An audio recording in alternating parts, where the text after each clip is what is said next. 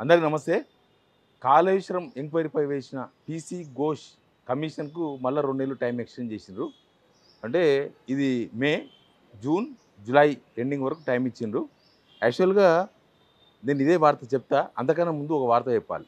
నేను ఇప్పుడు యాక్చువల్గా ఆఫీస్ కింద ఉండి ఈ వీడియో చేస్తున్నా. ఎందుకనంటే కరెంటు పోయింది.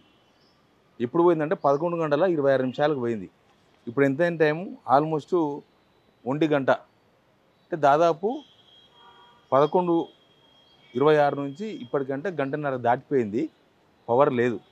పోనీ మా ఆఫీస్ ఏమైనా ఆదిలాబాద్ అడవుల్లో ఉందంటే అట్లేం లేదు. సెక్రటేరియట్కు కరెక్ట్గా కూతవేడు దూరం కూడా కాదు. ఇంకా నడుచుకుంటూ పోతే 3 నిమిషాల సెక్రటరీ ఉండొచ్చు, 3 మినిట్స్ అంత దగ్గర. సెక్రటేరియట్ పక్కనే. నాకు తెలిసి సెక్రటరీ కూడా కరెంట్ లేకున్నట్టుంది. అంటే గంటన్నర అయింది కరెంటు పోయి, నో రెస్పాన్స్. ఇంత దానికి ఓ ముఖ్యమంత్రి, ఆయన కింద 11 మంది మంత్రులు, తర్వాత వాళ్ళకు కార్లు, తర్వాత వాళ్ళు పోయడానికే హెలికాప్టరు, తర్వాత వాళ్ళ వెనుక గన్మెన్లు, వాళ్ళకు పిఏలు, పిఆర్ఓలు, ఒక పెద్ద కథ. ఇదంతా అవసరం లేదు. ఇప్పుడు డబ్బులు లేవు, రైట్? డబ్బులు లేకపోతే పథకాలు ఇస్తలేరు, మంచిదే. కరెంటు పోతే రావడానికి, లేకపోతే కరెంటు పోకుండా ఉండడానికి కూడా ఒక సిస్టమ్ లేదా ఈ ప్రభుత్వంలో? ఇంత దానికి ఈ ప్రభుత్వం ఎందుకు, ఈ మంత్రులు ఎందుకు, ఈ సీఎం ఎందుకు, దీనికి ఒక డిపార్ట్మెంట్ ఎందుకు? సెక్రటేరియట్ పక్కన ఇంతసేపు కరెంటు పోతే, గంటన్నర సేపు కరెంటు పోతే, ఇక పల్లెటూళ్ళలో కానీ టౌన్లలో కానీ ఎట్లుందో నేనైతే ఈజీగా అర్థం చేసుకోగలను. మీ దగ్గర ఎట్లుందో కరెంటు మీరు కూడా దీని కింద కామెంట్ చేయొచ్చు. అంటే నేనేమంటున్నా, ఇంత చేతగంతనం ఎందుకు అని. ఇంత దానికి ఎందుకు? గవర్నర్ పాలన, రాష్ట్రపతి పాలన అంటారు చూడు. రాష్ట్రపతి పాలన పెడితే కూడా ఇంత దారుణంగా ఉండదు.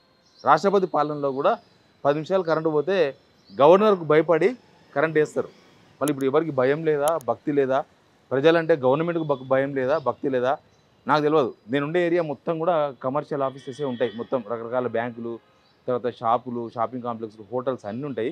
అన్నిట్లో పోయింది కరెంటు. అందరూ ఎంప్లాయీస్ అంతా ఏం పని లేదు, బయటకు వచ్చేసిండ్రు. నాకు తెలిసి ఇండస్ట్రియల్ ఏరియా కూడా ఇట్లే ఉండొచ్చు, ఇంతే దారుణంగా ఉండొచ్చు.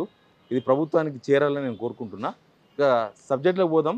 సబ్జెక్ట్లోకి పోయే కన్నా ముందు సబ్స్క్రైబ్ చేసుకోని వాళ్ళు ఎవరైనా ఉంటే కింద సబ్స్క్రైబ్ బటన్ ఉంది, ఆ సబ్స్క్రైబ్ కూడా చేసుకోండి. ఇక సబ్జెక్ట్లోకి పోదాం. సబ్జెక్ట్లోకి పోవాలంటే కాళేశ్వరం గురించి మనం మాట్లాడాలి. కాళేశ్వరంలో 1,00,000 కోట్ల అవినీతి జరిగింది, కాళేశ్వరం మొత్తం అటర్ ఫ్లాప్ అయింది అని ఒక ఆరోపణ చేస్తూ పీసీ ఘోష్, ఆయన జస్టిస్ అంతకుముందు, ఆయన ఆధ్వర్యంలో ఆయన్నే సింగిల్ మెన్ కమిషన్ వేసింది గవర్నమెంట్. ఎప్పుడు వేసింది? మార్చి 14, 2024. అప్పటి టార్గెట్ ఏంటంటే 100 డేస్లో కాళేశ్వరంలో ఏం జరిగింది, కాళేశ్వరంలో అవినీతి ఎట్లా జరిగింది, ఎవరు తిన్నారు, ఎంత జరిగింది, తర్వాత లోపం ఎక్కడ ఉంది అని తేల్చే ప్రయత్నంలో భాగంగా ఈ కమిషన్ వేసారు. మార్చి 14 అంటే 100 డేస్ అంటే ఏప్రిల్, మే, జూన్ 30వ తారీఖు కల్లా కమిషన్ రిపోర్ట్ ఇస్తుందని చెప్పిండ్రు. జూన్ పోయింది, మళ్ళీ జూన్ వస్తుంది.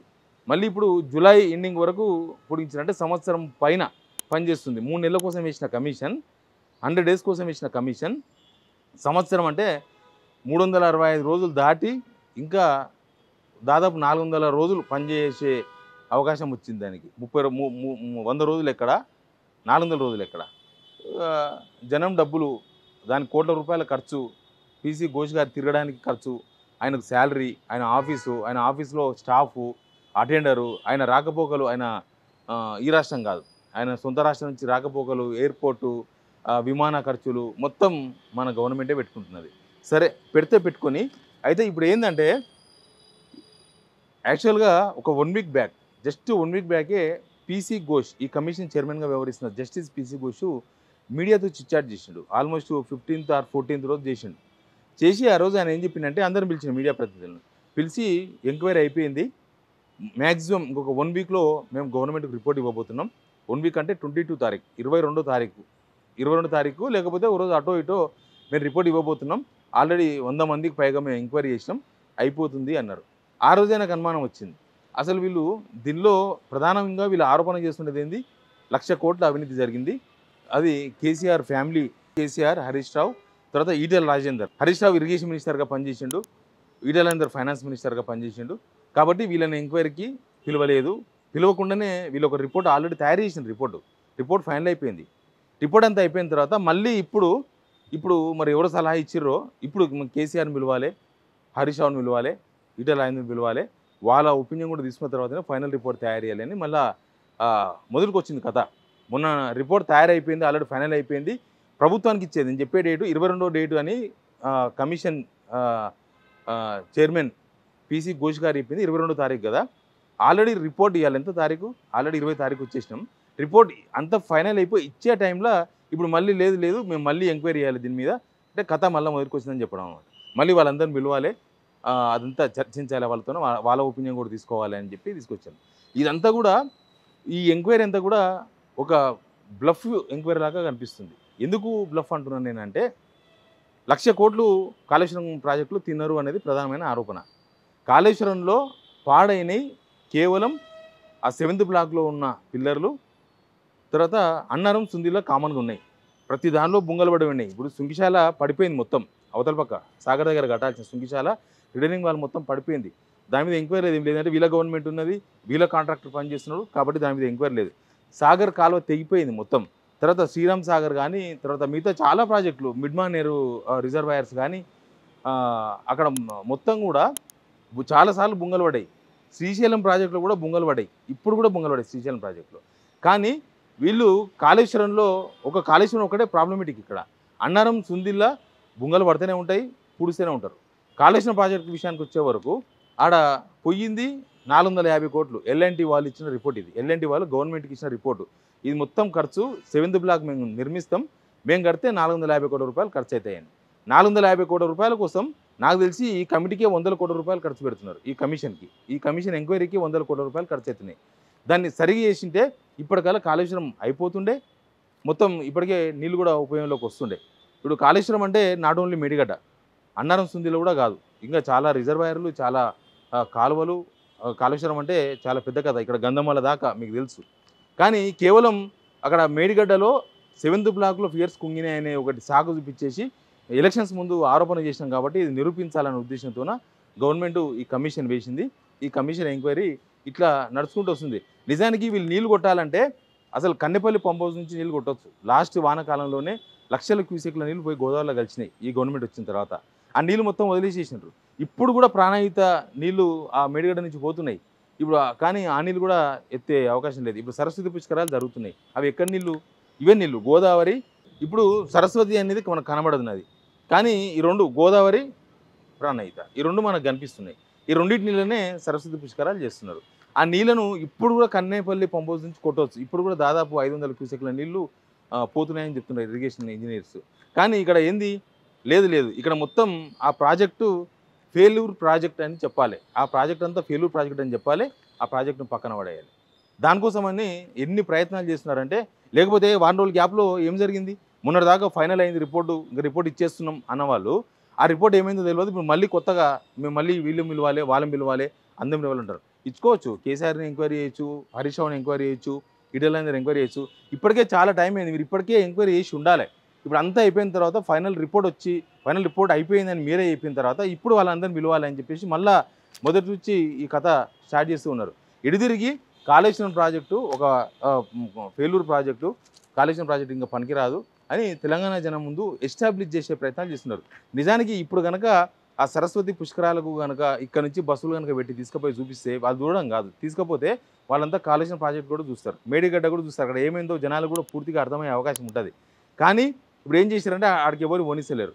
అసలు ఆ పుష్కరాలనే సగం అంటే ఏదో ఆ చుట్టుపక్కల ఏరియాల జనాంగం తప్ప మిగతా రాష్ట్రం నుంచి వివిధ ప్రజలు పోనికే ఏర్పాట్లు లేకుండా చేసిన సరస్వతి పుష్కరాలకు పోతే ఎవరైనా సొంతంగా కార్లు తీసుకొని పోవాలి, సామాన్య ప్రజలు కార్లు కట్టుకొని అంత దూరం పోయే అవకాశం ఉండదు. అందుకే సరస్వతి పుష్కరాల మీద కూడా పెద్దగా ప్రచారం గిరిచారం ఏం లేదు. పోయేతోళ్ళు పోతున్నారు, వచ్చేతోళ్ళు వస్తున్నారు అంతే. దాని కవరేజ్ లేదు, దానికి యాడ్స్ లేవు. ప్రభుత్వం అంతా అదేదో జరుగుతుంది అన్నంతే, కానీ అది ఖచ్చితంగా జరుగుతుంది, మన తెలంగాణలో ఒక పెద్ద కుంభమేళ లాంటివి జరుగుతుందని జనాల దృష్టికి తీసుకుపోయే ప్రయత్నంలో విఫలమైపోయింది. ఇక ఇప్పుడు కాళేశ్వరం అంటే మేడిగడ్డ అని మాత్రమే ప్రభుత్వం ఎస్టాబ్లిష్ చేసే ప్రయత్నాలు చేస్తున్నారు. ఇప్పుడు వీళ్ళందరినీ ఎంక్వైరీ పిలవాలి అంటే దీనిలో ఒక పొలిటికల్ యాంగిల్ ఒకటి క్లియర్గా కనబడుతుంది. ఇప్పుడు ఎలక్ట్రిసిటీకి సంబంధించింది మీకు తెలుసు, ఆల్రెడీ ఎల్ నరసింహారెడ్డి ఆధ్వర్యంలో ఆయన చైర్మన్గా ఒక కమిషన్ వేసిండ్రు. ఆయన కేసీఆర్ను పిలిచే ప్రయత్నం చేసిండు. కేసీఆర్ వివరణ ఇచ్చిన తర్వాత అయిపోయిందని చెప్పేసి అసలు అయిపోకముందే ఎల్ నరసింహారెడ్డి మొత్తం రిపోర్ట్ తయారు చేసి వెళ్ళిపోయాడు. తర్వాత సుప్రీంకోర్టు పోతే సుప్రీంకోర్టు ఆయన తప్పించమన్నది, ఆయన తప్పించేసి మళ్ళీ ఒక కొత్త చైర్మన్ వేసిండ్రు.